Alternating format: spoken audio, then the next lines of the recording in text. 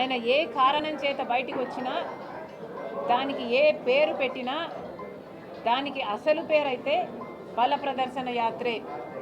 ఎందుకంటే ఏ ప్రోగ్రాం చేసినా ఆఖరికి బెట్టింగ్ చేసి ఒకడు చచ్చిపోతే వాడికి విగ్రహం పెట్టడం అంట. ఆ విగ్రహం పెట్టిన దానికి వైసీపీ అధినేతగా ఈయన వెళ్ళడమట. అది కూడా 100 మందికి పర్మిషన్ ఇస్తే ఈయన 1000 మందితో పోవడమట. అది కూడా ఒక బల ప్రదర్శన కోసమే. ఇలా ఏం చేసినా బల ప్రదర్శన కోసమే చేస్తున్నారు జగన్మోహన్ రెడ్డి గారు. ఆ ప్రయత్నంలోనే నిన్న 2 ప్రాణాలు పోయాయి. ఒకరైతే మరీ ఘోరంగా టైర్ కిందనే పడి, జగన్మోహన్ రెడ్డి గారి కార్ టైర్ కిందనే పడి ఆయనను పక్కకు లాగేసి కనీసం ఆయనను పట్టించుకోకపోతే ఆ ప్రాణం కొంతసేపు అల్లాడి పోయింది, చనిపోయాడు. ఇవి మళ్ళీ మళ్ళీ జరగకుండా ఉండాలి అంటే ఈ బల ప్రదర్శన యాత్రలని నిషేధించారు.